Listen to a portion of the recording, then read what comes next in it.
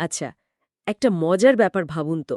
ধরুন আমি সকালে ব্যায়াম করার জন্য বাড়ি থেকে বেরিয়ে সোজা উত্তরে 5 কিলোমিটার হাঁটলাম। তারপর ঠিক উল্টো দিকে মানে দক্ষিণে 5 কিলোমিটার হেঁটে বাড়ি ফিরে এলাম। হুম। আমার ফিটনেস ট্র্যাকার বলবে, দারুণ, আজ 10 কিলোমিটার হাঁটা হয়েছে। ঠিক। কিন্তু পদার্থবিজ্ঞানে খাতা খুললে দেখা যাবে আমার সরণ বা ডিসপ্লেসমেন্ট নাকি শূন্য, মানে আমি কোথাও যাইনি। ব্যাপারটা কি? হাহা, আমার এত কষ্ট করে হাঁটা আর অন্যদিকে ফিজিক্স বলছে তার ফল শূন্য। এই ধাঁধার মধ্যেই কিন্তু আজকের আলোচনার মূল রহস্যটা লুকিয়ে আছে। ঠিক এখানেই স্কেলার আর ভেক্টর রাশির পার্থক্যটা মানে পরিষ্কার হয়ে ওঠে। আমাদের দৈনন্দিন জীবনের যে সাধারণ বুদ্ধি বা কমন সেন্স, সেটা অনেক সময় পদার্থবিজ্ঞানের নির্দিষ্ট সংজ্ঞার সাথে মেলে না। হুম। আপনার ফিটনেস ট্র্যাকার নোট অতিক্রান্ত পথটা হিসেব করছে, যা একটা স্কেলার রাশি, আর পদার্থবিজ্ঞান আপনার শুরুর আর শেষের অবস্থানের পরিবর্তনটা দেখছে, যা একটা ভেক্টর রাশি। একদম। আর এই বিষয়টাই নবম শ্রেণীর ভৌতবিজ্ঞানের ছাত্রছাত্রীদের জন্য খুব গুরুত্বপূর্ণ। তাই আজকের এই আলোচনায় আমরা স্কেলার রাশির গভীরে যাব। আচ্ছা। আমাদের মিশন হল এই বিষয়টাকে শুধু পরীক্ষার জন্য মুখস্থ করা নয়, বরং এর ভেতরের যে মন্তিক বা লজিকটা আছে সেটাকে সহজ করে বোঝা। হুম, সেটাই আসল। আমরা ভৌত রাশি কি, সেখান থেকে শুরু করে স্কেলার ও ভেক্টরের আসল পার্থক্য কোথায়, এবং কিছু প্রচলিত ভুল ধারণা যেমন তড়িৎ প্রবাহ মাত্রা বা ইলেকট্রিক কারেন্টকে নিয়ে যে প্রশ্নটা প্রায় আসে, সেগুলো নিয়ে বিস্তারিত কথা বলবো। তাহলে চলুন একেবারে গোড়া থেকে শুরু করা যাক। হ্যাঁ, সেটাই ভালো। প্রথম প্রশ্ন, এই যে আমরা বলছি ভৌত রাশি বা ফিজিক্যাল কোয়ান্টিটি, এই জিনিসটা আসলে কি? যে কোনো কিছুকেই কি আমরা রাশি বলতে পারি? খুব সুন্দর প্রশ্ন। সহজ কথায়, প্রকৃতিতে যা কিছু পরিমাপ করা যায়, মানে মাপা যায়, সেটাই ভৌত রাশি। পরিমাপ করা যায়? হ্যাঁ, যেমন ধরুন এই টেবিলটার দৈর্ঘ্য কত, আমার হাতে থাকা বইটার ভর কত, এখন কটা বাজে বা আজকের তাপমাত্রা কত, এই সব কিছুরই একটা নির্দিষ্ট মাপ আছে। আচ্ছা। আমরা ফিতে দিয়ে দৈর্ঘ্য মাপি, দাড়িপাল্লা দিয়ে ভর, ঘড়ি দিয়ে সময় আর থার্মোমিটার দিয়ে তাপমাত্রা মাপি।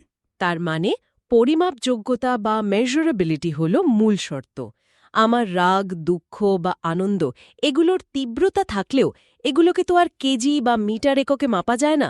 না, যায় না। তাই এগুলো ভৌত রাশি নয়। একদম তাই। এবার এই পরিমাপযোগ্য রাশিগুলোকে বিজ্ঞানীরা দুটো প্রধান ভাগে ভাগ করেছেন। একটা হলো তাদের গঠন অনুসারে মৌলিক রাশি আর লব্ধ রাশি। ফান্ডামেন্টাল আর ডিরাইভড কোয়ান্টিটিজ। হ্যাঁ, যেমন দৈর্ঘ্য একটা মৌলিক রাশি, কিন্তু ক্ষেত্রফল, যা দৈর্ঘ্য আর প্রস্থের গুণফল, সেটা একটা লব্ধ রাশি। আর দ্বিতীয় ভাগটা হলো দিক বা ডিরেকশনের উপর ভিত্তি করে। আর এটাই আমাদের আজকের আলোচনার কেন্দ্রবিন্দু, স্কেলার রাশি ও ভেক্টর রাশি। ঠিক। তাহলে পাঠ্য বইয়ের সংজ্ঞা অনুযায়ী স্কেলার রাশি ঠিক কাকে বলে? যে সমস্ত ভৌত রাশিকে পুরোপুরি প্রকাশ করার জন্য শুধু তার মান বা ম্যাগনিচিউড বললেই চলে, কোনো দিকের প্রয়োজন হয় না, তাদেরকে স্কেলার রাশি বলা হয়। শুধু মান? হ্যাঁ, শুধু মান। মান বলতে এখানে একটা সংখ্যা আর তার সাথে একটা একক বোঝানো হচ্ছে। যেমন চালের ভর 5 কেজি, এখানে 5 হলো সংখ্যাটা আর কেজি হলো একক। ব্যাস, তথ্যটা সম্পূর্ণ। আমাদের চারপাশে তো তাহলে স্কেলার রাশির অসংখ্য উদাহরণ। যেমন সময়, আমি তো বলি না উত্তর দিকে 5টা বাজে। হাহা, ঠিক। বা তাপমাত্রা, ঘরের তাপমাত্রা 25 ডিগ্রি সেলসিয়াস, এখানেও কোনো দিক নেই। একদম তাই। ভর, দৈর্ঘ্য, সময়, উষ্ণতা, দ্রুতি মানে স্পিড, কার্য বা ওয়ার্ক, শক্তি, ক্ষমতা, এই সবই হলো স্কেলার রাশির উদাহরণ। এগুলোর কোনোটার ক্ষেত্রেই কোন দিকে এই প্রশ্নটা আসে না। হুম। 2 লিটার দুধ বা 100 জুল শক্তি, কথাটা এখানেই শেষ। অন্যদিকে ভেক্টর রাশির ক্ষেত্রে মান আর দিক দুটোই বলতে হয়। যেমন বল বা ফোর্স, আমি যদি একটা টেবিলকে ঠেলি, আমাকে বলতে হবে আমি কত জোরে এবং কোন দিকে ঠেলছি। অবশ্যই। কিন্তু আমার প্রশ্নটা হলো, পার্থক্যটা কি শুধু এই দিক থাকা বা না থাকার মধ্যেই সীমাবদ্ধ, নাকি এর থেকেও গভীর কোনো ব্যাপার আছে? এই জায়গাটা একটু ভেঙে বোঝা যাক, কারণ আসল রহস্যটা এখানেই লুকিয়ে আছে। শুধু মান আর দিক থাকলেই কোনো রাশি ভেক্টর হয়ে যায় না। এটা একটা খুব সাধারণ ভুল ধারণা। তাই নাকি? হ্যাঁ, ভেক্টর রাশি হওয়ার জন্য তৃতীয় এবং সবচেয়ে জরুরি একটা শর্ত মানতে হয়। তৃতীয় শর্ত? সেটা কি? সেই শর্তটা হল রাশিটিকে অবশ্যই ভেক্টর বীজগণিতের যোগ বিয়োগের সূত্র মানে লজ অফ ভেক্টর অ্যালজেব্রা মেনে চলতে হবে। সাধারণ পাটিগণিতের নিয়ম এখানে খাটবে না। ও আচ্ছা, অর্থাৎ স্কেলার রাশির যোগ বিয়োগ খুব সোজা। আমার ব্যাগে 2 কেজি আলু আর 3 কেজি পেঁয়াজ থাকলে মোট ভর হবে 2 যোগ 3 মানে 5 কেজি। এটা সাধারণ যোগ। ঠিক। কিন্তু ভেক্টরের ক্ষেত্রে ব্যাপারটা এমন নয়। একদমই নয়। ধরুন একটা বাক্সের উপর আপনি পূর্ব দিকে 10 নিউটন বল প্রয়োগ করলেন, আর আপনার বন্ধু একই দিকে আরও 5 নিউটন বল দিল। তাহলে মোট বল হবে 10 যোগ 5 মানে 15 নিউটন পূর্ব দিকে। কিন্তু যদি আপনার বন্ধু বিপরীত দিক থেকে মানে পশ্চিম দিক থেকে 5 নিউটন বল দেয় তাহলে তো কমে যাবে। 10 বিয়োগ 5 মানে 5 নিউটন হবে। ঠিক, মোট বল হবে 5 নিউটন পূর্ব দিকে। দেখুন বলের মান একই মানে 5 নিউটন, কিন্তু দিক বদলে যাওয়ায় যোগফলটাই পাল্টে গেল। তার মানে ভেক্টর যোগের ফলটা শুধু মানের ওপর নয়, দিকগুলোর মধ্যবর্তী কোণের ওপরও নির্ভর করে। আর এই নিয়মটা শুধু একটা সংজ্ঞা নয়, এটাই প্রকৃতির নিয়ম, তাই না? ঠিক তাই। মহাবিশ্বের বলগুলো বা কোনো বস্তুর বেগ সব কিছু এভাবেই কাজ করে। দুটো বল যখন কোনো বস্তুর ওপর কাজ করে, প্রকৃতি তাদের সাধারণ পাটিগণিতের যোগফল নেয় না, ভেক্টর যোগফল নেয়। বাহ! এই কারণে একটা ব্রিজ বা বড় বিল্ডিং ডিজাইন করার সময় ইঞ্জিনিয়ারদের শুধু বলের মান জানলে চলে না, কোন দিকে কতটা বল কাজ করছে তার সঠিক হিসেব করতে হয়। ঠিক। এর জন্য তাদের ভেক্টর ক্যালকুলাস ব্যবহার করতে হয়। এই নিয়মটা না মানলে সব কিছু ভেঙে পড়বে। So it's not just a text book rule, it's a fundamental rule of reality. এই ব্যাপারটা বোঝার পর আমার সেই সকালের হাঁটার ধাঁধাটায় আবার ফিরে আসি। আমার মনে আছে স্কুলে দূরত্ব আর স্মরণের সমস্যাগুলো খুব গুলিয়ে যেত। হ্যাঁ, এটা হয়। বিশেষ করে বৃত্তাকার পথের ওই উদাহরণটা। আমি ভাবতাম একটা লোক এত কষ্ট করে পুরোটা পথ ঘুরল আর শেষে ফল 0। এটা কেমন বিচার? হ্যাঁ, এই অনুভূতিটা প্রায় সবারই হয়, কারণ আমাদের মস্তিষ্ক স্বাভাবিকভাবে কতটা পথ গেলাম সেটা নিয়ে ভাবে, কোথায় পৌঁছলাম সেটা নিয়ে নয়। এখানেই ফিজিক্স দৈনন্দিন অভিজ্ঞতা থেকে আলাদা হয়ে যায়। আপনার ওই 10 কিলোমিটার হাঁটা হলো অতিক্রান্ত দূরত্ব বা ডিস্টেন্স। এটা একটা স্কেলার রাশি। এটা শুধু পথের মোট দৈর্ঘ্য মাপে। আপনি কোন পথে গেলেন তা নিয়ে এর কোনো মাথা ব্যথা নেই। আর আমার স্মরণ বা ডিসপ্লেসমেন্ট 0, কারণ আমি যেখান থেকে শুরু করেছিলাম সেখানেই ফিরে এসেছি। আমার প্রাথমিক আর অন্তিম অবস্থানের মধ্যে কোনো সরল রৈখিক দূরত্ব নেই। একদম। স্মরণ হলো একটি ভেক্টর রাশি যা শুধুমাত্র প্রাথমিক আর অন্তিম বিন্দুর ওপর নির্ভর করে। আপনি মাঝখানে কোন পথে ঘুরেছেন তার স্মরণের হিসেবে আসবেই না।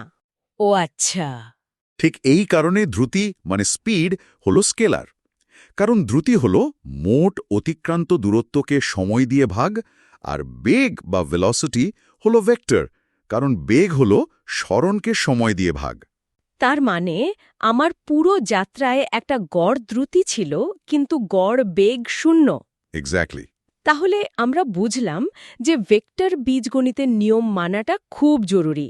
এই নিয়মটা না মানার কোনো বাস্তব উদাহরণ আছে যা আমাদের এই পার্থক্যটা বুঝতে আরও সাহায্য করবে? মানে এমন কোনো রাশি যার দিক আছে কিন্তু সে ভেক্টর নয়? খুব ভালো একটা পয়েন্ট তুলেছেন।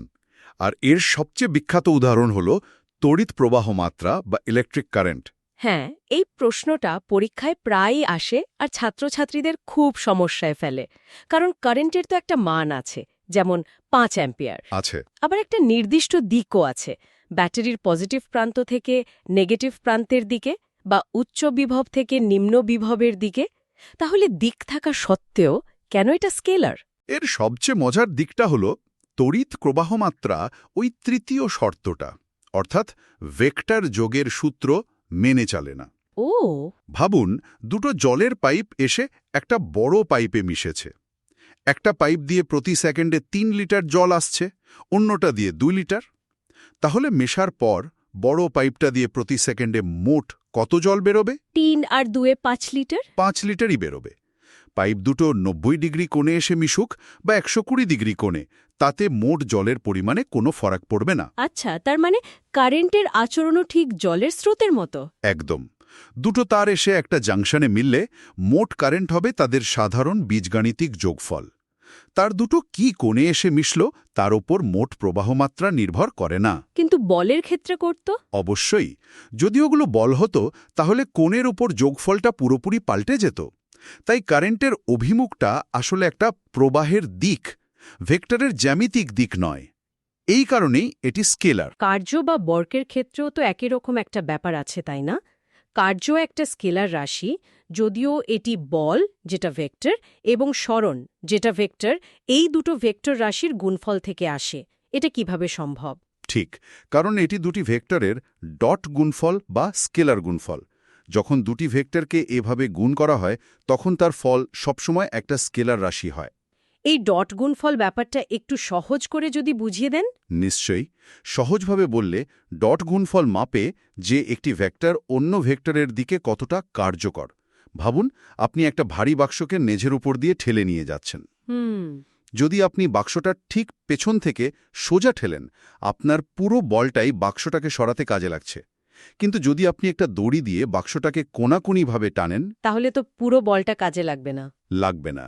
আপনার পুরো বলটা কিন্তু বাক্সটাকে সামনের দিকে এগিয়ে নিয়ে যাচ্ছে না। ঠিক, বলের কিছুটা অংশ বাক্সটাকে ওপরের দিকে তোলার চেষ্টা করছে আর বাকিটা সামনের দিকে নিয়ে যাচ্ছে। এক্স্যাক্টলি, ডট গুণফল শুধু সেই কার্যকর অংশটাকেই পরিমাপ করে, অর্থাৎ বলের যে অংশটা সরণের দিকে কাজ করছে শুধু সেটুকুই। এই কারণেই কার্য একটা স্কেলার, কারণ এটা শুধু শক্তির রূপান্তরের পরিমাণটা বলে, তার কোনো দিক বলে না।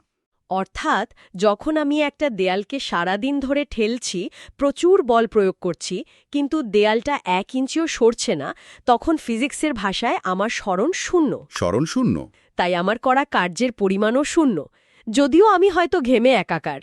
একদম, আপনার পেশি শক্তি খরচ হয়েছে যা তাপশক্তিতে রূপান্তরিত হয়েছে, কিন্তু পদার্থবিজ্ঞানের ভাষায় কোনো কার্য বা ওয়ার্ক ডান হয়নি। ফিজিক্স মাঝে মাঝে খুব নিষ্ঠুর শোনায়। হ্যাঁ, তা বটে। আচ্ছা, আমরা তো অনেক উদাহরণ দেখলাম। কার্য, শক্তি, ক্ষমতা, ঘনত্ব, এগুলো সবই স্কেলার। চাপ বা প্রেশারও তো স্কেলার, তাই না? যদিও চাপ তৈরি হয় বল থেকে, যা একটা ভেক্টর। হ্যাঁ, চাপও একটি স্কেলার রাশি। কোনো তরল বা গ্যাসের মধ্যে একটা বিন্দুতে চাপ সব দিকে সমানভাবে কাজ করে, এর কোনো নির্দিষ্ট দিক নেই। যেমন বেলুন ফোলানোর সময়। ঠিক, আপনি যদি একটা বেলুনকে ফোলান, তার ভেতরের হাওয়া বেলুনের ভেতরের দেওয়ালে সব দিকে সমান চাপ দেয়, এর কোনো নির্দিষ্ট দিক নেই। কিন্তু বলের আছে, এটাই পার্থক্য। আরেকটা প্রশ্ন মাথায় আসছে, এমন কি কোনো স্কেলার রাশি থাকতে পারে যার কোনো এককই নেই? থাকতে পারে। একটা রাশির মান আছে কিন্তু একক নেই, এটা শুনতে কেমন লাগছে? তাহলে আমি যদি বলি আমার আপেক্ষিক গুরুত্ব 8, এর মানে কি দাঁড়ায়? 8 কি? 8 গ্রাম, 8 কেজি লিটার? এটা তো সম্পূর্ণ অর্থহীন শোনাচ্ছে। আপনার প্রশ্নটা খুবই যুক্তিসঙ্গত। হ্যাঁ, এককবিহীন স্কেলার রাশি অবশ্যই আছে, আর আপনার এই কনফিউশনটাও স্বাভাবিক। আসলে এই রাশিগুলো হলো দুটি সমজাতীয় রাশির অনুপাত। ও আচ্ছা, অনুপাত। হ্যাঁ, যেহেতু দুটো একই রাশির ভাগফল, তাই তাদের এককগুলো একে অপরকে বাতিল করে দেয় বা কেটে যায়। ও আচ্ছা, অনুপাত হওয়ার কারণে একক থাকে না। যেমন আপনি বললেন আপেক্ষিক গুরুত্ব বা রিলেটিভ ডেন্সিটি। এর সংজ্ঞা হল কোনো বস্তুর ঘনত্ব এবং 4 ডিগ্রি সেলসিয়াস উষ্ণতায় জলের ঘনত্বের অনুপাত। আচ্ছা, উপরেও ঘনত্বের একক, নিচেও ঘনত্বের একক, তাই দুটো কেটে গিয়ে এটা একটা শুদ্ধ সংখ্যায় পরিণত হয়। যখন বলা হয় লোহার আপেক্ষিক গুরুত্ব প্রায় 7.8, তার মানে হল লোহা জলের চেয়ে 7.8 গুণ বেশি ঘন। তার মানে এটা একটা তুলনামূলক পরিমাপ। বিকৃতি বা স্ট্রেনও তো একই রকম, তাই না? একদম। দৈর্ঘ্যের পরিবর্তনকে প্রাথমিক দৈর্ঘ্য দিয়ে ভাগ করা হয়, মিটারকে মিটার দিয়ে ভাগ করলে কোনো একক থাকে না। একদম ঠিক ধরেছেন। একইভাবে পারমাণবিক গুরুত্ব, আণবিক গুরুত্ব, এই সবই হল এককবিহীন স্কেলার রাশি। তাহলে আজকের আলোচনা থেকে যা শিখলাম সেটা যদি গুছিয়ে নিই, প্রথমত, স্কেলার রাশির কেবল মান আছে, কোনো দিক নেই। ঠিক। দ্বিতীয়ত এবং সবচেয়ে গুরুত্বপূর্ণ, স্কেলার রাশি সাধারণ পাটিগণিতের নিয়ম মেনে চলে, কিন্তু ভেক্টর রাশি চলে ভেক্টর বীজগণিতের বিশেষ নিয়ম মেনে। আর দিক থাকলেই কোনো রাশি ভেক্টর হয়ে যায় না। তার সেরা উদাহরণ হল তড়িৎ প্রবাহ মাত্রা। খুব সুন্দর সারসংক্ষেপ। এই মূল ধারণাগুলো স্পষ্ট থাকলে পদার্থবিজ্ঞানের অনেক জটিল বিষয় বোঝা সহজ হয়ে যায়। আলোচনা শেষ করার আগে আমাদের শ্রোতাদের জন্য আপনার সেই ফিরমেনা ধাঁধা বা চিন্তার খোরাক তো থাকবেই। নিশ্চয়ই। আমরা একটু আগে এককবিহীন রাশি নিয়ে কথা বললাম। এবার ভাবুন কোণ বা অ্যাঙ্গেল নিয়ে। কোন? হ্যাঁ, আমরা জানি কোণের সংজ্ঞা হল বৃত্তচাপ বা আর্ক এবং ব্যাসার্ধ বা রেডিয়াসের অনুপাত। দুটোই তো দৈর্ঘ্যের একক। ঠিক। সেই হিসাবে কোণের কোনো একক থাকার কথা নয়, কিন্তু তা সত্ত্বেও এর একক আছে। আমরা ডিগ্রি বা রেডিয়ান ব্যবহার করি। এখন প্রশ্ন হল, এই কোণ কি একটি স্কেলার রাশি না ভেক্টর রাশি? দুটো কোণকে যোগ করলে কি সবসময় সাধারণ যোগ হয়, যেমন ৩০ ডিগ্রি যোগ ৬০ ডিগ্রি সমান ৯০ ডিগ্রি?